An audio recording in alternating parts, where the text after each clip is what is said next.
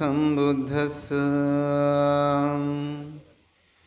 यावत् सभ्यदानानि एकवत्सरशतं दधेयम् एकस्य कठिनधनस्य कलं न घन्ति षोलशीं देमे भिक्षावे दुर्लभलोकस्मिन् कथमे द्वयम् यो स पुब्बकर्ये यो स कतयो कथविदीयम् एतेन सस्वज्येन होतु ते जयमङ्गलं ते।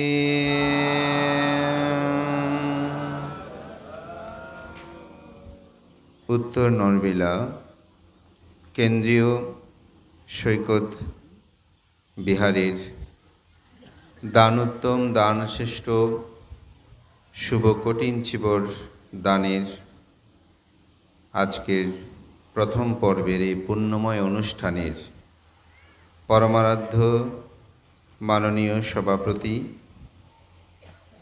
বাঁশখালী বুদ্ধ সমিতির সুযোগ্য সভাপতি বিশিষ্ট শিক্ষাবিদ আমার পরম কল্যাণমিত্র পরম শ্রদ্ধেয় ভদন্ত রাহুলপ্রিয় মহাতের মহোদয়, আজকের বিকালবেলার সভাপতি, সকালবেলার আশীর্বাদক, উপমহাদেশের প্রখ্যাত সঙ্গ মনীষা, মৈতলা সদ্ধর্মজ্যোতি বিহারের অন্যতম রূপকার অধ্যক্ষ, বাংলাদেশ সংঘরাজ বিজ্ঞ মহাসভার দুইবার নির্বাচিত মহাসচিব, প্রাপ্ত মহাসচিব, আমার পরম শ্রদ্ধেয় শাসন ভাস্কর মহামান্য উপসংঘরাজ, এ গ্রামেরই একজন পরম হিতৈষী কল্যাণ মিত্র, পরম শ্রদ্ধেয় শাসন ভাস্কর কর্মবীর মহামান্য উপসংঘরাজ শাসনপ্রিয় মহাতের মহোদয়, উপস্থিত বাঁশখালী কেন্দ্রীয় শিল্প চত্বর বিহারের সুযোগ্য বিহার অধ্যক্ষ, বাঁশখালী শাসন কল্যাণ বিজ্ঞ সমিতির সুযোগ্য মহাসচিব, আমার পরম কল্যাণ মিত্র পরম শ্রদ্ধেয় কর্মবীর বদন্ত দেবমিত্র মহাতের মহোদয়, অনুষ্ঠানে উপস্থিত শ্রদ্ধেয় সুবর্ণবান্তি এবং এই গ্রামের আরেকজন কৃতিকাত সাংঘিক ব্যক্তিত্ব, বাংলাদেশি স্বধর্মের পুনঃজাগরণের ক্ষেত্রে এক অনন্য সাংঘিক মহাপুরুষ সাদানন্দ মহাতের বনভান্তের এই অন্যতম প্রিয় শিষ্য সাধক প্রবর বিদর্শন আচার্য, শিলরক্ষিত প্রজ্ঞা বিমুক্তি বনবিহারের অন্যতম অধ্যক্ষ পরিচালক বিনয়শীল বিনয়াচার্য ভদন্ত প্রজ্ঞারত্ন মহস্তবীর মহোদয়, ত্রিপিটকের বহু গ্রন্থের অনুবাদক, প্রাবন্ধিক বহু গ্রন্থের সম্পাদক, আমার অত্যন্ত প্রিয় ভাজন বদন্ত রাহুল স্থবির, শ্রদ্ধেয় সাদানন্দ মহাতের বনভান্তের প্রতিষ্ঠান থেকে আগত সঙ্গপাল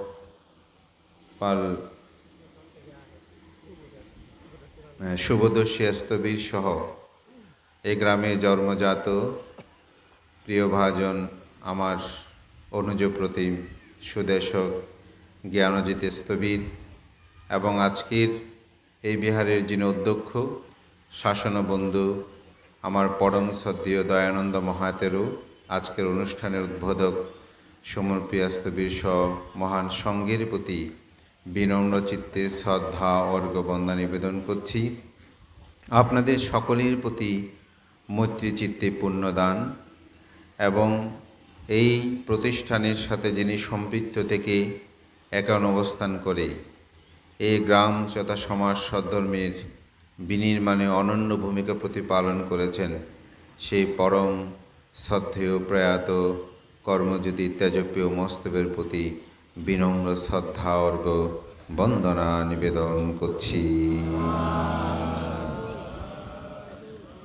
ধর্মপ্রাণ প্রিয় উপাসক উপাসিকাবৃন্দ, মহাকারণিক তথাগত বুদ্ধ অঙ্গুত্তর নিকায়ে 2 নিপাতে তিনি বলেছেন, দেমে ভিক্ষাবে পুঘ্ঘালো দুর্লভ লোকাস্মিং কথা মে দুয়ে ইউ সপুব্বাকারী ইউ সা কথাইয় কথাবেদী।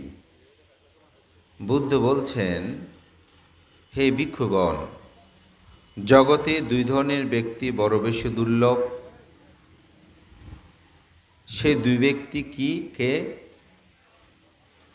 একটি হচ্ছে যিনি পূর্বের উপকারের কথা স্মরণ করে এমন মানুষ, আরেকটি হচ্ছেন যিনি তার প্রত্যুপকার সাধন করে।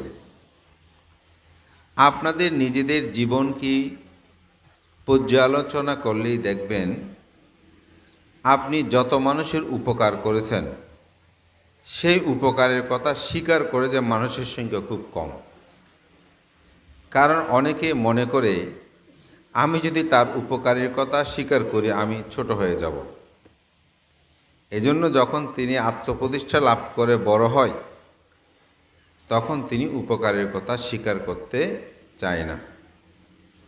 এমন অনেক মানুষ আছে বলে, আমি যে তোমার কাছ থেকে অর্থ নিয়েছি, ধার নিয়েছি, এটি তুমি কাউকে বলবে না। কেন? তিনি মনে করেন যে আমি অপরের কাছে ছোট হয়ে যাব। স্বীকার করার কথা তো দূরে থাক সেই রূপ ব্যক্তি। আবার সামান্য কিছু কারণেও কিছু মানুষ আছে তার উপকার স্বীকার করে, সেরকম সংখ্যা জগতে কম। যারা এরকম স্বীকার করে, বুদ্ধ বলছেন জগতে তারা দুর্লভ ব্যক্তির মধ্যে একজন, যিনি আপনার উপকারের কথা স্বীকার করবে। অনেক মানুষ আছে বড় হয়ে গেল বলে যে আমাকে তিনি এরকম হিত উপদেশ দিয়েছেন। অনেকেই বলেন, ভান্তে আমি আপনার এই কথাটা শুনে আমার জীবনে একটা পরিবর্তন হয়েছে, এই জন্য আপনার প্রতি আমি কৃতজ্ঞ। অনেকে বলে, ভান্তে আমি লেখাপড়া করতাম না, এই পদে এই শিক্ষক উনি আমাকে একদিন কানটা ধরে একটা থাপ্পড় লাগিয়ে বলছে, লেখাপড়া না করে ঘুরতেছে কেন? ভান্তের কথা, ওই শিক্ষকের কথা শুনে আমি স্কুলে গিয়েছি, আজকে আমি বিশ্ববিদ্যালয়ের শিক্ষক হয়েছি। এরকমভাবে কৃতজ্ঞতাও স্বীকার করে তাদেরকে বুদ্ধ বলেছেন দুর্লভ ব্যক্তিদের মধ্যে একজন। আর একজন ব্যক্তি হচ্ছে যার প্রত্যুপকার করে। তিনি আমাকে বিপদে আপদে আমাকে সহযোগিতা করেছেন,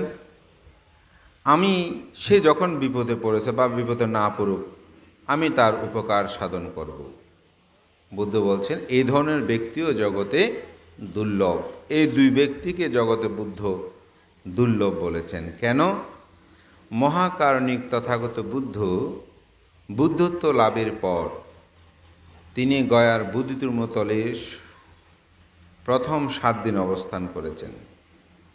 এরপরে অনিমেষ নেত্রে তথাগত বুদ্ধ এই বুদ্ধিবৃক্ষের প্রতি 7 দিন পর্যন্ত শুধু তাকিয়েছিলেন। এটাকে বলছে কৃতজ্ঞতা প্রকাশ। বুদ্ধ তিনি ভেবেছেন যে এই বৃক্ষতলে বসেই, বুদ্ধিবৃক্ষের নিচে বসে আমি বুদ্ধত্ব লাভ করেছি, সে আমাকে ছায়া দান করেছে। দেখেন বুদ্ধের জীবন দর্শনীয়, এটি কত কৃতজ্ঞপরায়ণতার কথা বুদ্ধ বলেছেন। বুদ্ধের একজন শিষ্য, যার নাম ছিল অগ্রশ্রাবকদ্বয়ের মধ্যে একজন সারিপুত্র স্থবির, যাকে বুদ্ধ ধর্ম সেনাপতি বলেছেন, এবং বুদ্ধ এমনভাবে প্রশংসা করেছেন, হে ভিক্ষুগণ, কোনো স্থানে যদি তথাগত বুদ্ধ উপস্থিত না হয়, সেখানে যদি সারিপুত্র স্থবির উপস্থিত থাকে, তাহলে তোমরা মনে করিও না এখানে বুদ্ধ শূন্য হয়েছে। সেরকমভাবে সারিপুত্র স্থবিরের প্রশংসা করেছেন। তো জেতবন বিহারে রাধ নামক এক বৃদ্ধ ব্যক্তি, তিনি পরিষ্কার পরিচ্ছন্ন সাম্মাজ্ঞানী কর্ম করতেন, সেবক বলা যায়। কিন্তু তাকে কেউ প্রব্রজ বা উপসম্পদা প্রদান করছেন না। যেহেতু বয়বৃদ্ধকালে আসলে ভিক্ষু শ্রমণ কি হতে চাইলে আমরা অনেক সময় চিন্তা করি, কারণ বৃদ্ধ বয়সের কিছু স্বভাব যুক্ত থাকে, তাদের গৃহী জীবনের স্বভাবগুলো সহজে পরিবর্তন হয় না। আবার রোগ ব্যাধি বিভিন্ন কাকে কে দেখবে, এই বিবিধ চিন্তা করে অনেক সময় আমরা সেটা সহজে চাই না। বুদ্ধের সময়কালেও এটা আসলে দৃষ্ট হয়। তো তিনি ভিক্ষু হতে চায়, কিন্তু কেউ তার গুরু হতে চায় না। গুরু মানে উপাধ্যায় হতে হয়। ভিক্ষু হলে বলতে হবে একজন গার্ডিয়ান ছাড়া, অভিভাবক ছাড়া কিন্তু সীমাগরের মধ্যে কেউ ভিক্ষু হতে পারে না। ভিক্ষু হতে হলে একজন বড়, যে কোনো ভান্তে বলতে আমি তার দায়িত্ব নিলাম, সে আমার শিষ্য। এটা সীমাগরে ঢুকেই প্রথমে তাকে প্রার্থনা করতে হয় আমার আচার্য উপাধ্যায়কে, কারণ সেটা ছাড়া সম্ভব না। এখন কেউ তার উপাধ্যায় হচ্ছে না। তো বুদ্ধ সেখানে সকল ভিক্ষু সংঘকে সমাগত করলেন, কারণ বুদ্ধ দেখছেন এই রাধস্তবীর যদি প্রব্রজ্য বা উপসম্পদা গ্রহণ করার পর ধ্যানস্থ হয়, তাহলে তার অরহত্বের লাভের হেতু আছে। তখন বুদ্ধ সকল ভিক্ষু সংঘকে ডেকে বুদ্ধ বললেন, এ রাধো, সে কি কারো কোনো উপকার করেছে? তখন সারিপুত্র স্তবীর বলছে, তথাগত বুদ্ধ, আমি একদিন পিণ্ডচারণে বের হয়েছিলাম, এই রাধো আমাকে 1 চামচ সৈন দান করেছিল। কয় চামচ? 1 চামচ। যেমন আজকে আপনারা সকালে আমরা যখন আমাদের শিলরক্ষিত বিহারে যখন সয়ন খেতে অনেকেই আমাদেরকে পায়েস সয়ন দান করেছেন, তখন আমরা 1 চামচ করে হোক, অনেক যেহেতু 2 চামচ 1 চামচ সয়ন নিয়েছি না। তো বুদ্ধের সময়কাল তো পিণ্ডচারণ করত, এই পিণ্ডচারণের সময় 1 চামচ সয়ন এই রাধো দান করেছিল। দেখেন এই 1 চামচ সয়নের প্রতি কি কৃতজ্ঞতা। তো বুদ্ধ বলছেন, হে সারিপুত্র, তুমি কি 1 চামচ সয়নের কোনো প্রতিকার বা কৃতজ্ঞতা প্রকাশ করতে চাও? বল যে হ্যাঁ তথাগত বুদ্ধ, আমি তার কৃতজ্ঞতা প্রকাশ করতে, আমি তার গুরু হব।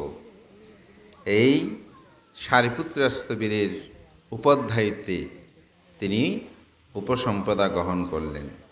উপসম্পদা গ্রহণ করেই তিনি যখন তার কর্মস্থানে, যেটাকে আমরা ভাবনার নিয়ম বা পদ্ধতি, এগুলো শিক্ষা গ্রহণ করে যখন তিনি আত্মস্থ হলেন, তখন আত্মসাধনায় নিমগ্ন অচিরেই তিনি অরহত্ব মার্গ জ্ঞান লাভ করলেন। তো বুদ্ধের ধর্ম দর্শনে বৃদ্ধ প্রব্রজিতদের মধ্যে তিনি এই রাধস্তবীরকে বুদ্ধ একটি উপাধি প্রদান করেছিলেন। এখানেই কৃতজ্ঞতার প্রকাশটা আমরা দেখতে পাই। আরও অনেক উদাহরণ আছে বৌদ্ধ সাহিত্যে। বুদ্ধের পরিনির্বাণের বহু পর ভারতবর্ষে একজন বিখ্যাত রাজার আবির্ভাব হয়, যার নাম ছিল রাজা মিলিন্দ। এই মিলিন্দ রাজা অত্যন্ত তার্কিক এবং অত্যন্ত যুক্তিপূর্ণ তিনি কথা বলতে পারতেন। এমন এমন প্রশ্ন করতেন, বলা হচ্ছে কোটি সহস্র অরহৎ পর্যন্ত ওনার প্রশ্নের উত্তর দিতে পারত না। আমাদের অনেকের একটা ধারণা আছে অরহৎ হলে তিনি সব পারে। আসলে অরহৎ হলে যে তিনি সব বলতে পারবে তা নয়। অরহৎ মানে হচ্ছে আসব ক্ষয় জ্ঞান, অর্থাৎ তিনি লোকোত্তর সম্পর্কে বলতে পারবেন। লোকোত্তর পথে আপনি কিভাবে যাবেন সেই সম্পর্কে তার অভিজ্ঞতা আছে, কিন্তু ত্রিপিটক শাস্ত্রের বহু বিষয় হয়তো তার প্রশ্ন করলে তার উত্তর দিতে তিনি অক্ষম হতে পারে। তাতে যে তিনি অরহৎ নয় তা কিন্তু নয়। অরহৎটা হচ্ছে আলাদা একটা বিষয়, আবার ত্রিপিটক শাস্ত্র সম্পর্কে অভিজ্ঞতা, যুক্তিপূর্ণ কথা বলা, এটা হচ্ছে আর একটা বিষয়।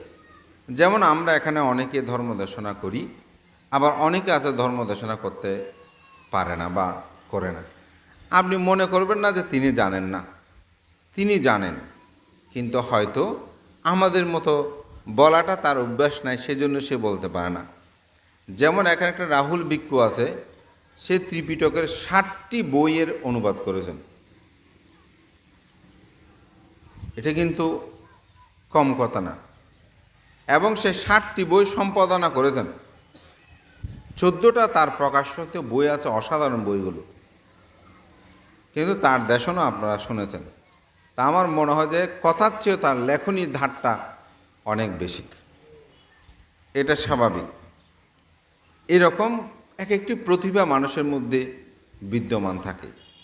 তো এরকম অনেক অর্হত আছে। রাজা মিলিন্দ যখন তাদেরকে প্রশ্ন করত, তারা উত্তর দিতে পারত না। তখন অনেকেই তার প্রশ্নের ভয়ে অনেকে ওনাকে দেখলেই চলে যেত। তো এখন মহান অরহত ভিক্ষু সংঘদের মধ্যে একটি আলোচনা হচ্ছে যে ওনাকে যদি পরাস্ত করতে না পারি, তাহলে তো অনেকের মধ্যেই সন্দেহ থাকবে, ওনারা অরহত হয়ে উত্তর দিতে পারে না, বলতে তাকে অবশ্যই পরাস্ত। তখন দেখতে পেল এই রাজা মিলিন্দুকে পরাস্ত করার মতন একজন পারামি সম্ভার পূরণকৃত দেবপুত্র স্বর্গের মধ্যে অবস্থান করছে। তাকে যদি প্রার্থনা করে আনা হয়, তিনি একমাত্র তার উত্তর প্রদান করতে পারবে। কেন? তারও একটা অবশ্যই অতীত কারণ আছে। কারণটা হচ্ছে অতীত জন্মে এই একজন শ্রমণ একটা বিহারের মধ্যে ঝাড়ু কর্ম সম্পাদন করছে না। তো ভান্তে কি করেছে, ভান্তে তাকে অনেকটা বেতের ভয় দেখিয়ে বলেছে পরিষ্কার করো। তো শ্রমণ একটা কান্না করে করেই ঝাড়ুগুলো দিয়েছে। দিয়ে সেগুলো যখন নদীতে ফেলতে গিয়েছে, তখন সে মনে মনে প্রার্থনা করছে, বলে সাগরের যে তরঙ্গ রাশি আছে, আমি যে ঝাড়ু দিয়েছি, এই ঝাড়ু দেওয়ার পুণ্য পাবে আমি যেন এরকম তরঙ্গ প্রবাহ সদৃশ্য আমি যেন প্রশ্ন করতে পারি, আমাকে যেন কেউ পরাস্ত করতে না পারে। তো পিছনে পিছনে বান্তেটাও গিয়েছে। ওর প্রার্থনা শুনে বান্তে প্রার্থনা করতেছে, আমিও তো তাকে দিয়ে বিহারটা সাম্মাদ জানিয়ে কর্ম করেছি, পরিষ্কার করে, আমারও পুণ্য হয়েছে। আমারও এই পুণ্য প্রভাবে সমুদ্রের মধ্যে প্রতিনিয়ত যে ঢেউ আসছে, যত এরকম তরঙ্গ হোক, এই ঢেউয়ের মতন যেন আমি উত্তর দিয়ে তাকে পরাস্ত করতে পারি। এই দুজনের দুই প্রার্থনা ছিল। তো শ্রমণটা হয়েছে মিলিন্দিরাজ, ওই যে পুণ্যপারমী পূরণ করে স্বর্গের মধ্যে অবস্থান করছে, সেও হচ্ছে ওই ভান্তে। তো সঙ্গ সম্মেলন হলো। সঙ্গ সম্মেলন থেকে ওই দেবপুত্রকে আহ্বান করল। তিনি সুনুত্তর ব্রাহ্মণের পরিবারে তিনি মাতৃগর্ভে প্রতিসন্ধি গ্রহণ করে প্রার্থনা করবেন। অনেক কাহিনী, জাস্ট একটু আমি ইঙ্গিত দিয়ে যাচ্ছি। এই সঙ্গ সম্মেলনের মধ্যে একজন ভিক্ষু আসেন নাই। এই সঙ্গ সম্মেলনে যিনি প্রধান ছিলেন অশ্বগুপ্ত স্থবির। তিনি বলছে, আমাদের এই সঙ্গ সম্মেলনে কে আসে নাই? তখন বলছে, 7 দিন পর্যন্ত সমাপত্তি ধ্যানে আছেন রোহণ স্থবির, তিনি আসেন নাই। বলছে তাকে আহ্বান করো। তখন তাকে নিয়ে আসলেন। নিয়ে আসার পরে জিজ্ঞাসা করলেন, সঙ্গের সম্মেলন হয়েছে, আমরা সমস্যায় পড়েছি, এই সমস্যা কীভাবে সমাধান করব তা নিয়ে আলাপ আলোচনা করছি, আর তুমি সমাপত্তি ধ্যানে সুখ ভোগ করছো, এটি তোমার অপরাধ হয়েছে। এখানে একটি কথা মনে রাখবেন, একজন ভিক্ষু সে ব্যক্তি বিষয় যত বড়ই হোক না কেন, সঙ্গের কাছে তিনি কিন্তু যে কোনো ক্ষেত্রে সঙ্গের কাছে তিনি কিন্তু ছোট। অর্থাৎ সঙ্গ হচ্ছে এখানে সবচেয়ে বড় অগ্রগণ্য। তো সেজন্যই তখন রোহণস্থ বলছেন, আমি আসলে জানতাম না এই সম্মেলনের কথা, যদি আমার অপরাধ হয় সঙ্গ আমাকে ক্ষমা করবেন। তখন সেখানে বলছে, হ্যাঁ ক্ষমা তখনই করব যে সুনোত্তর ব্রাহ্মণের ঘরে একটি সন্তান সেই প্রতিসন্ধি গ্রহণ করে ভূমিষ্ঠ হবে। যেদিন তাকে বুদ্ধ শাসনের প্রতিষ্ঠা করতে পারবেন, সেদিন আপনার দণ্ডকর্ম শেষ হবে। যেহেতু সঙ্গ আদেশ দিয়েছেন, তিনি সেটি পালন করবেন। যখন এই সন্তান যথাসময়ে ভূমিষ্ঠ হলো, যেদিন থেকে ভূমিষ্ঠ হয়েছে সেদিন থেকে রোহণ স্থবির প্রতিদিন সে বাড়ির সম্মুখ দিয়ে পিণ্ডচারণ করত। কিন্তু তার পিতা অর্থাৎ সেই ঘরের যিনি প্রধান, সে ছিল ভিক্ষু বিদ্বেষীপূর্ণ। অনেকে আছে না, স্বয়ং বা পিণ্ড দেয় না, কোনোদিন কোনো কথাও বলে না, কিন্তু পিণ্ডচারণের কিছু নিয়মের মধ্যে একটা নিয়ম, কোনো বাড়ির সামনে গেলে পাত্রটা নিয়ে একটু করে দাঁড়াতে হয়, একটু করে দাঁড়িয়ে আবার হাঁটতে শুরু করে, সে পরিবারের পিণ্ড প্রদান করুক বা না করুক। এইভাবে প্রত্যেক দিন পিণ্ডচারণ করত। এইভাবে একদিন দুদিন নয়, 7 বছর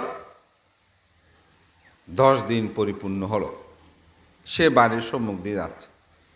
এখন সে বাড়ির যিনি প্রধান, সে সুনত্র ব্রাহ্মণ, তিনি আরেক জায়গা থেকে আসতেছে, বাড়ির মানে ওনার বাড়ির উল্টো পাশ দিয়ে আসছেন।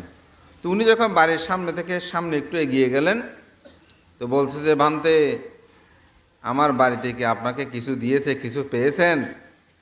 তো একটু ঠাট্টা করে বলতো, দেয় না যে সেজন্য, অনেক সময় একটু ঠাট্টা করে না, ঠিক সেভাবে ওনারা ঠাট্টা করে বলেছে, বলছে আমার বাড়ি থেকে আপনি কিছু পেয়েছেন? বলে যে হ্যাঁ পেয়েছি। এখন ঠাট্টা করে বলতে গিয়ে তিনি নিজেই অপমানিত হয়ে গেলেন। বলছে কি বলেন পেয়েছি? বলে যে হ্যাঁ পেয়েছি। বাড়িতে দ্রুত আসলো, এসে বাড়িতে তো নিষেধ আছে, তাকে কোনো কিছু প্রদান করবেন না। তখন পরিবারের সবাইকে ডেকে বলছে যে, এ মুন্ডুক মস্তক, এ শ্রমণ, কি তোমরা কি কিছু দিয়েছ? বলে যে না, আমরা তো কিছু দিই নাই। আরে আমি তো শুনেছি গৌতমের শিষ্যগণ তারা সত্যবাদী, কখনো তারা মিথ্যা বলে না, কিন্তু দেখছি এই মুন্ডুক মস্তক শ্রমণ আমাকে পরাস্ত করার জন্য আমি যখন জিজ্ঞাসা করেছি আমার বাড়িতে কিছু পেয়েছেন কিনা, তিনি বলছেন আমি পেয়েছি। আসলে তো তিনি বড় মিথ্যাবাদী। তো যেহেতু তিনি জানেন প্রতিদিন পিণ্ডচারণে আসবেন, মজা আগামীকাল আসুক, এই মিথ্যাবাদীকে আমি ধরব। পরের দিন তিনি যথাসময়ে উপস্থিত হলেন। তিনি দ্রুত ঘর থেকে বের হয়ে তিনি বলছেন, আমি শুনেছি গৌতমের শিষ্যগণ নাকি সত্যবাদী, আসলে কি আপনি সত্যবাদী? বলে যে হ্যাঁ আমি সত্যবাদী। বলে সত্যি কি বলছেন আপনি সত্যবাদী? বলে যে হ্যাঁ আমি সত্যিই বলছি, সত্যবাদী। তাহলে গতকাল তো আমার পরিবার আপনাকে কোনো কিছু দেয় নাই, কিন্তু আমি যখন আপনাকে ঠাট্টা করে একটু অপমানিত করার জন্য জিজ্ঞাসা করেছি আপনি কি আমার বাড়িতে কিছু পেয়েছেন, তখন কেন আপনি বললেন আমি পেয়েছি, আমার বাড়িতে আপনাকে কোনো কিছু দেয় নাই? তখন এই রোহণস্থবির বললেন, হে সুনুত্তর ব্রাহ্মণ, আপনার বাড়ির সম্মুখ দিয়ে আমি 7 বছর 10 দিন, কিছু কিছু বইয়ে 7 বছর 7 দিন আছে, এটা একটু মতান্তর রয়েছে, তো বলতে 7 বছরের 10 দিন আপনার বাড়ির সম্মুখ আমি পিণ্ডচারণ করেছি, কিন্তু কোনো দিন কোনো কেউ, আপনার পরিবারের কেউ আমাকে একটা শব্দও কোনো দিন আমাকে বলে নাই। কিন্তু গতকাল যখন আমি পিণ্ডচারণে বের হয়েছি, আপনার বাড়ির সামনে দিয়ে দাঁড়ালাম, তখন ঘরের ভিতর থেকে একজনে আমাকে বলছে আপনি অন্যত্রে যান। এই একটি শব্দ আমি পেয়েছি। যে পরিবার আমাকে কোনোদিন একটা কথাও বলে নাই, কালকে আমি সেই কথাটা পেয়েছি। সেজন্যই আপনি যখন জিজ্ঞাসা করেছেন আপনি পেয়েছেন কি না, আমি বললাম পেয়েছি। এই বাক্যটাই আমার জীবনে অনেক বড় প্রাপ্য। তা আসলে বাক্যটা প্রাপ্য কিনা বলেন? অবশ্যই। আমরা অনেক বাড়িতে গিয়েছি, যেমন এখানে বিহারে আসলাম, দয়ানন্দ বান্তে সুমনপ্রিয় যদি ভালোভাবে কথা না বলে, এখানে যত দান ধর্ম যত কিছু করেন, মন আমাদের ভালো লাগবে না। বললাম যে আসলাম, একটু ভালোভাবে কথাও বললো না। অনেক বাড়িতে ভালো নিমন্ত্রণে খাওয়া দাওয়া করিয়েছে, কিন্তু আপনার সাথে যখন একটু ভালোভাবে কথা বলে নাই, ওদের খাওয়া দাওয়া বানতে সব ঠিক, কিন্তু একটু ভালোভাবে কথা বলে নেই। আবার কোনো কারণে যদি খাওয়া দাওয়া খারাপও হয়, বর্জমানে খাওয়া দাওয়া যা হবে হোক, কিন্তু মানুষটা খুব আতিথেয়তাপূর্ণ বা আমাদের সাথে কথা বলেছে। আসলে একটি কথারও কিন্তু মূল্য আছে, গুরুত্ব আছে। তো সেজন্য বলছে, তখন এ ব্রাহ্মণের হৃদয়ে চেতন উৎপন্ন হলো, ওহো বুদ্ধির শিষ্যগণ এত সন্তুষ্ট পরায়ণ, এত প্রশংসা পরায়ণ, একটি বাক্যকেও তারা জীবনে প্রাপ্য বলেই মনে করে। বলে ভান্তে, আমি আপনাকে প্রার্থনা করছি আগামীকাল থেকে আমার পরিবার আপনাকে প্রতিদিন পিণ্ডদান করবেন। আমি বুদ্ধ ধর্ম সঙ্গের শরণ গ্রহণ করলাম। আমার যে বিষয়টা বলতে চেয়েছি এটা এখানেই শেষ হতো, তবু একটু কথা বলি। পরের দিবসও যখন আসছেন তখন তাদের পরিবারের যে সন্তানটা ছিল তার বয়স তখন 7 বছর 10 দিন বা 12 দিন হয়েছে। তখন যেহেতু পিণ্ডচারণ দিচ্ছে, এখন তো দেখার সুযোগ আছে। তখন রোহন স্থবিরকে দেখে বলছে, আপনি কে? এ মুন্ডুক মস্তক, কাষায় বস্ত্র ধারণকারী। তখন রোহন স্থবির বলছে, আমি একজন প্রব্রজিত মুন্ডুক মস্তক। বলে প্রব্রজ্য মানে কি? বলছে প্রব্রজ্য মানে কি? বলছে যিনি সমগ্র পাপমল বর্জিত করার চেতনায় এই জীবন অবধারণ করেন, তিনিই হচ্ছে প্রব্রজ্য। বলছে আপনার মাথায় চুল নেই কেন, মুন্ডুক মস্তক কেন? তখন বলছে মুন্ডুক মস্তক হবার কারণ আছে। বোধে 16টা উপদ্রব থেকে রক্ষা পাওয়ার জন্য আমি এই মুন্ডুক মস্তক হয়েছি। 16টা উপদ্রব বলছে মাথায় তেল দিতে হয়, আঁচড়াতে হয়, সুগন্ধি দ্রব্য দিতে, তখন মধু ঘি যেগুলো দিতে হয়, চন্দন কাষ্ঠ সেগুলো দিতে হয়, সেগুলো জটা হয়, উকুন হয়, সেগুলো পরিবর্ধন করতে হয়। সেগুলো যদি ঝরে পড়ে তখন মনে কষ্ট আসে, অনেকে বিলাপ করে, যেমন চুল পড়ে গেলেই আমার চুলটা চলে যাচ্ছে, এরকম 16টা উপদ্রব থেকে আমি রক্ষা পাই। বলে যে আপনার কাপড়টা এরকম কেন? বলে যে গৃহীদের কাপড়ের মধ্যে আকর্ষণ থাকে, আকাঙ্ক্ষা থাকে, সৌন্দর্য বর্ধনের চিন্তা চেতনা থাকে, কিন্তু আমার এই কাঁসাই বস্ত্রে সেরকম কোনো চিন্তা চেতনা থাকে না, এই জন্য আমি এটি পরিধান করি। বোঝে আপনার শিক্ষা কি, আপনার ধর্মজ্ঞান কি? বোঝে সেগুলো এখন বলা যাবে না, আমি পিণ্ডচারণে বের হয়েছি। পিণ্ডচারণে এটা বলা সম্ভব না। যেমন পিণ্ডচারণে গেলে ভান্তারা কথা বলে না, খুব কম, বিশেষ কোনো কারণে হয়তো বলতে হলে। তখন তিনি গিয়ে যখন খাবার শেষ করলেন, পিছিয়ে গেলেন। বোঝা আমাকে আপনার এই শিক্ষা দিতে হবে। বলতে শিক্ষা যদি তুমি সম্পূর্ণভাবে অর্জন করতে চাও তাহলে তোমাকে প্রব্রজ্য নিতে হবে। এই প্রব্রজ্য ছাড়া এই শিক্ষা সহজে দেওয়া যাবে না। তো তখন তাকে প্রব্রজ্য দিলেন। গুরু তাকে অনেক শিক্ষা দিলেন। শিক্ষা দিয়ে গুরু প্রথমে তাকে অভিধর্ম শিক্ষা দিলেন। সাধারণত অন্যান্যরা প্রথমে সূত্র বিনয় প্রদান করে। ও যে আমার গুরু এমন কেন? একদিন পৃথিবীতে হাঁটতে বলতেছে, ও যে আমার গুরু সবাই একরকম, কিন্তু আমার গুরু আমাকে শিক্ষা দিল প্রথমে বিনয়, অভিধর্ম। আগে বিনয় বা সূত্র শিক্ষা না দিয়ে কেন এরকম দিল? তখন গুরু তাকে বলছে, ও তার নাম দিয়েছিল নাগসেন। বলছে নাগসেন, তোমার চিত্তেই যা উৎপন্ন হয়েছে তা তুমি পরিত্যাগ করো। তখন তিনি অবাক হলেন, আমার গুরু তো আমার চিত্ত সম্পর্কে বলতে পারে। গুরু আপনি আমাকে এই শিক্ষা দেন, আমি কিভাবে এটা থেকে, আপনি যেটা জানেন অন্তর্যামী, অন্তরের কথা, সেটা তো আমি জানি না। তখন সেটার জন্য আরেকজন ভান্তের কাছে তাকে পাঠিয়েছিলেন। তো পাঠিয়েছিলেন, এখানে আরও অনেক কথা। ওনার কাছে গিয়ে তিনি অরহত্ব মার্গ জ্ঞানেই উপনীত হলেন। তিনি হচ্ছেন বিখ্যাত সে নাগসেন, এবং রাজা মিলন্দকে তিনি পরাস্ত করেছিলেন। এবং মিলন্দ পাইয়া নামক ত্রিপিটকের একটি অনন্য গ্রন্থ আছে। বুদ্ধ ধর্ম দর্শনের অনেকগুলো বিষয় এখানে সন্দেহ থাকলেও, যুক্তিতর্ক থাকলেও সেগুলো পরিমার্জিত হয়েছে, সমাধান হয়েছে। এবং এই গ্রন্থটি পড়লে যদি বুদ্ধ ধর্মের ত্রিপিটক শাস্ত্রীয় বিষয়ে কোনো ধরনের মতচিন্তা পার্থক্য থাকে, আপনি তার সঠিক সমাধান এখানে পেয়ে যাবেন। আমি মূলত এই কথাটা বলছি কৃতজ্ঞ পরায়ণ। এই যে এক শামক স্বয়ং বুদ্ধিবৃক্ষের প্রতি কৃতজ্ঞতা এবং রোহনস্থবিরকে একটা বাক্যের প্রতি কৃতজ্ঞ। তা আমরা আসলে সেরকম কৃতজ্ঞ পরায়ণ কিনা? আজকের সমাজের প্রেক্ষাপটে যেটা সত্যিকার অর্থে মানুষ অনেক সময় উপকার করতে চায় না। কেন চায় না? বর্জবান্ধে কী উপকার করব? যার করি সে আমার ক্ষতি করে। প্রতিষ্ঠানের মধ্যে বলে যাবান তা আমি এই পোস্টে আসি, এখন সুযোগ আছে, কয়েকজনকে চাকরি দিলাম, কিছুদিন পর দেখায় যে তারাই আমার কাছে অনুগতহীন হয়, আমার এই ক্ষতি করতে চেষ্টা করে। ওদের কী বলবো বলেন, বানতে কী চাকরি দেব? ওই যে আপনার একজনের অকৃতজ্ঞতার কারণেই আপনি আরেকজনের সুযোগটাও বঞ্চিত হচ্ছে। সেজন্য বলবো কৃতজ্ঞ পরায়ণ হবেন। এই কথাটা বলছি আজকেই, যখন সুমনপ্রিয় তার উদ্বোধনী ভাষণে আমাদের পরম শ্রদ্ধেয় তেজপ্রিয় মস্তবের স্মৃতিমন্ধু উৎসবের কথা বলছেন, তখনই আমার দেশনাটাকে আমি আসলে এভাবে সাজিয়েছি।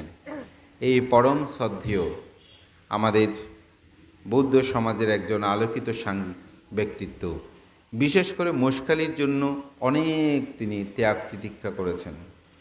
তার জীবনের অনেক বিতর্ক, অনেক কিছু থাকলেও তিনি কিন্তু এই গেরুয়া বসনকে ধারণ করে, এই তার জন্মতীর্থে অবস্থান করে বহু বরেণ্য ভিক্ষু সংঘ তিনি সৃষ্টি করেছেন। আজকের এই সমাজের, বিশেষ করে এখানে যে ছেলেমেয়েরা বহির্মুখী যাওয়ার ক্ষেত্রে তার ভূমিকাটা ছিল অনন্য। আমি প্রায় সময় মাঝে মধ্যে মোষখালি নিয়ে কথা উঠলে সে কথাটা বলি। এখানে যেমন শিক্ষা এবং অর্থনৈতিক বিপ্লবে বিশেষ করে প্রয়াত শিলরক্ষিত মস্তবিদ এবং পরবর্তী সময়ে বিশাল অবদান রেখেছে, বিশেষ করে অনাথ আশ্রম করে আমাদের শ্রদ্ধেয় তেজপ্রিয় মস্তবী মহোদয়। আবার পরবর্তীতে বর্তমান সময়ের প্রেক্ষাপটে মানুষের নৈতিক চরিত্র গঠনে ধর্মীয় চেতনাগুলিকে অন্তর্জগতে জাগ্রত করার ক্ষেত্রে আমাদের প্রজ্ঞারত্ন ভিক্ষুর অসাধারণ একটি অবদান কিন্তু রয়েছে। এক একজন এক একভাবে অবস্থান করে এই গ্রামকে কিন্তু সমৃদ্ধ করেছে। তো সুতরাং সেই পুণ্যবান সত্তাকে আমি মনে করি এই যে তার স্মৃতি মন্দির, এটা যথার্থ, এটা আমি মনে করি কৃতজ্ঞতা প্রকাশ করাটা আমাদের দরকার। সময়ের প্রেক্ষাপটে আমরা আসলে উপলব্ধি করতে পারি আমাদের পুণ্যপুরুষরা কেমন ছিলেন, এবং এই সমাজ জাতি সধর্মী রক্ষায় তাদের যে নিবেদিত প্রাণ, এটা যদি গুণগুলোকে দেখি আপনি দেখবেন তাদের জীবনটা পুষ্পরিত। যতদিন আপনি অরহত হবেন না ততদিন তো ভালো মন্দে মানুষের জীবন, কিন্তু আপনি ভালোটাকে দেখার জন্য চেষ্টা করবেন। একজন বিখ্যাত বৌদ্ধ ভিক্ষু যার নাম হচ্ছে আজান ব্রাহ্মা। আজান ব্রাহ্মা এখন অস্ট্রেলিয়াতে উনি থাকেন। আমার সৌভাগ্য হয়েছে অস্ট্রেলিয়াতে গিয়ে ওনার সাক্ষাৎ আমি পেয়েছি। ওনার যে বিশাল ভাবনা কেন্দ্র, এটা কয়েকশো একর জায়গা, এখানে তিনি ভাবনা কেন্দ্র করেন। তার কিছু বিখ্যাত বই আছে। একটা বই হচ্ছে হৃদয়ের দরজা খুলে দিন। তো এই বইয়ের মধ্যে তিনি তার আত্মজীবনী থেকে একটা কথা তিনি বলেছেন, যেটা প্রবন্ধ আকারে সেখানে লিপিবদ্ধ আছে। তিনি নিজের হাতে তার প্রথম কুটিরটা তৈরি করছে।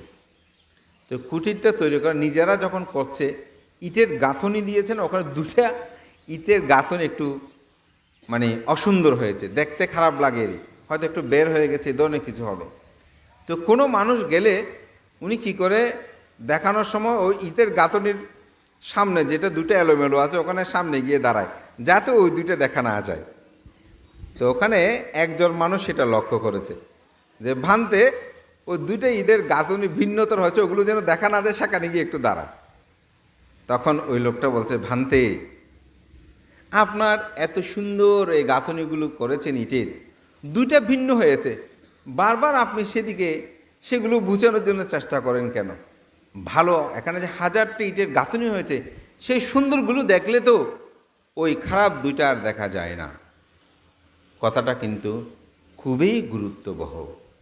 আপনি যখন একটা মানুষের ভালো গুণগুলো দেখবেন, দেখবেন তার দুই একটা দোষ এটা সহজেই উপেক্ষা করা যায়।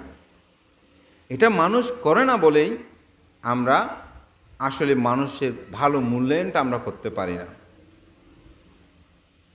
এটা হচ্ছে বাস্তবতা আমাদের জীবনে। আপনি তার ভালো গুণগুলো দেখেন। এই জন্য একটা কথা আছে, ভোমরা পুচ্ছমিচ্ছন্তি গুণমিচ্ছন্তি সুজনা, মক্ষিকা পুতমিচ্ছন্তি দোষমিচ্ছন্তি দুর্জনা। মাছি দেখবেন যেখানে ময়লা আবর্জনা সে সেখানে গিয়ে দাঁড়াবে, সবসময় সেখানে সে সেটা বসবে। দোষমিচ্ছন্তি দুর্জনা, খারাপ মানুষ যিনি, সে সবসময় মানুষের দোষগুলো খুঁজবে, এরকম এটা এমন, এটা তেমন, এটা এই, শুধু দোষগুলো খুঁজবে। আমি একবার একটা বড় ভান থেকে বলেছিলাম, নাম আমি বলবো না, উনি সভাতে গেলে, বিশাল সভায় বসছে, হেই ফুলটা এরকম করেছে কেন, অমুক করেছে, এরকম বলে, সবার কাছে তিনি অপ্রিয়। থামে একদিন বলতেছে, ভানতে আপনি যা বলেন ঠিক আছে, কিন্তু আমি প্রায় সময় দেখি যে আপনি এই দোষগুলো ধরেন, যার কারণে আপনাকে সমস্যা হচ্ছে, এ ফাং পর্যন্ত করতে যাচ্ছে না। তা আপনি ভানতে গুণগুলো বলেন, দোষগুলো আলাদাভাবে ডেকে নিয়ে বলবেন যে তোমরা যে ফুলটা এভাবে দিয়েছো এটা ঠিক হয়নি, এমনি তুমি যেটা বলতো সে ঠিক, কিন্তু উনি অভ্যাস ত্যাগ করতে পারেনি, ওই স্বভাব এটা পরিবর্তন করাটা অনেক কঠিন। তো আসলে গুণগুলো যারা দুজন ব্যক্তি, আমি ভান্তাকে দুজন বলতে অনেক সময় এরকম অভ্যাস হয়ে যায়, কিছু মানুষের শুধু দোষগুলোই খুঁজতে থাকবে। তো আবার বলছে ভ্রমরা পুচ্ছ মিচ্ছন্তি গুণমিচ্ছন্তি সুজনা, ভ্রমর দেখবেন কোথায় যাবে, সে যেখানে মধু আছে সেখানেই গিয়ে সে বুঝবে, ফুলের পাপড়িতে গিয়ে সে বুঝবে। গুণমিচ্ছন্তি সুজনা, যিনি সুজন ব্যক্তি, ভালো ব্যক্তি, তিনি মানুষের গুণগুলোই খুঁজবে। আজকের প্রেক্ষাপটে আমরা আসলে সে গুণ খুঁজতে আমরা চাই না। তো আমাদের সবার প্রত্যয় হোক আমরা যেন মানুষের গুণগুলো খুঁজি, তখন দেখবেন আমরা অভিভূত হব, আমাদের জীবনে মানুষের কত গুণেই আমরা সমৃদ্ধ। পৃথিবীতে আপনি কোনো মানুষকে বাদ দিতে পারবেন না, সবাইকে নিয়ে আমাদেরকে থাকতে হবে। যদি একটাকে বাদ দেন, মনে করেন উনি কিছু না, তাহলে আপনি ভুল করবেন। আমাদের হাতে 5টা আঙ্গুল আছে না, এই 5টা আঙ্গুলের 5টি গুণবৈশিষ্ট্য আছে, আপনি একটাকে যদি বাদ দেন তাহলে কিন্তু হবে না। এটা নিয়ে খুব সুন্দর একটা গল্প আছে, এটা বলে আমার দেশনা শেষ করছি। 5 আঙ্গুলের মধ্যে একটা প্রতিযোগিতা হচ্ছে। তো বৃদ্ধ আঙ্গুল বলছে আমি হচ্ছে সবচেয়ে বড়, যেহেতু আমাকে সবাই বৃদ্ধ বলে, আমি হচ্ছে শ্রেষ্ঠ।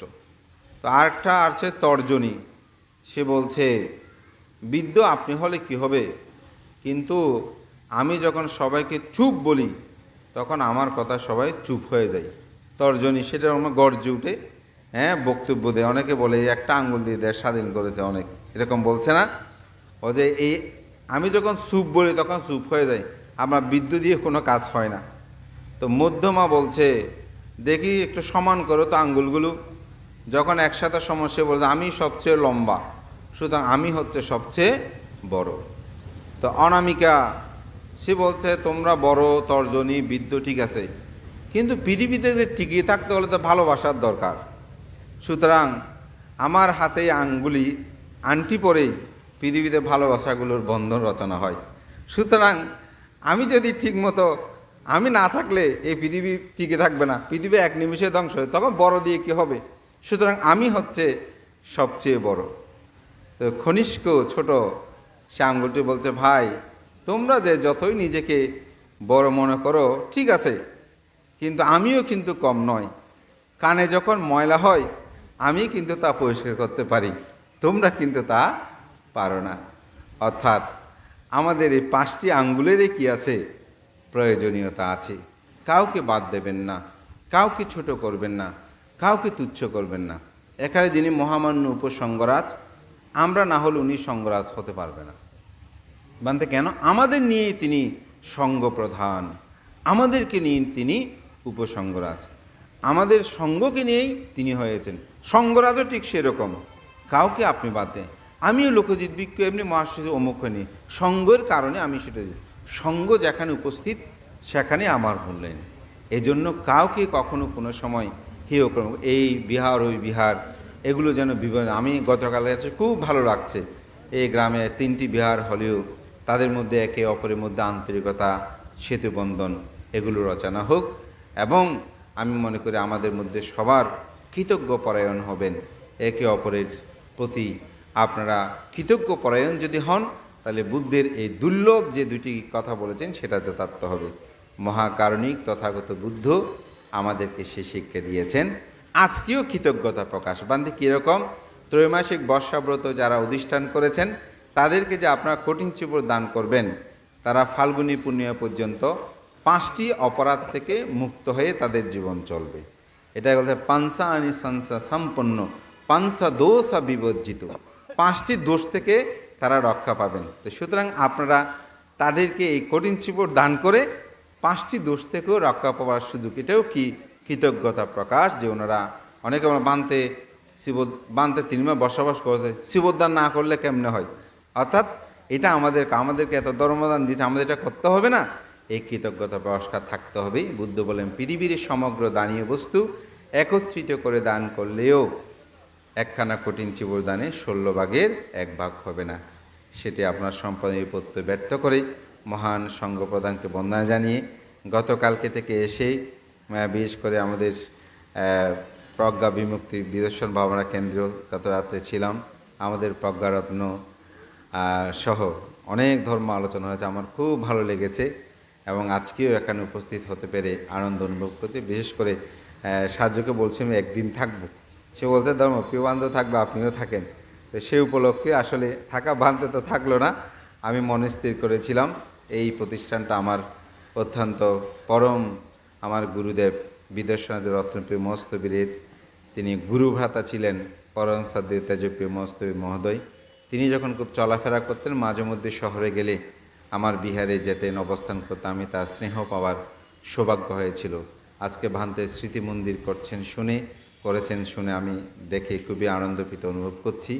আমাদের শ্রদ্ধেয় দয়ানন্দ ভান্তে একজন আমাদের সংঘ সমাজের একজন শাসন হিতৈষী ভিক্ষু ব্যক্তিত্ব। তো শ্রদ্ধেয় ভান্তে এখানে অবস্থান করে আমি আপনাদের একতা ঐক্যতার সেতু বন্ধনে এই গ্রাম আরও সমৃদ্ধ হোক, আপনাদের আলোকিত জীবন হোক, এই প্রত্যয় ব্যক্ত করে মহান সংঘকে বিনম্র চিত্তে শ্রদ্ধা অর্ঘ্য বন্দনা নিবেদন করে আমার নাতি দীর্ঘ ধর্মকথা এখানে শেষ করছি। জগতের সকল প্রাণী সুখী হোক, সকলেই কৃতজ্ঞ পরায়ণ হোক।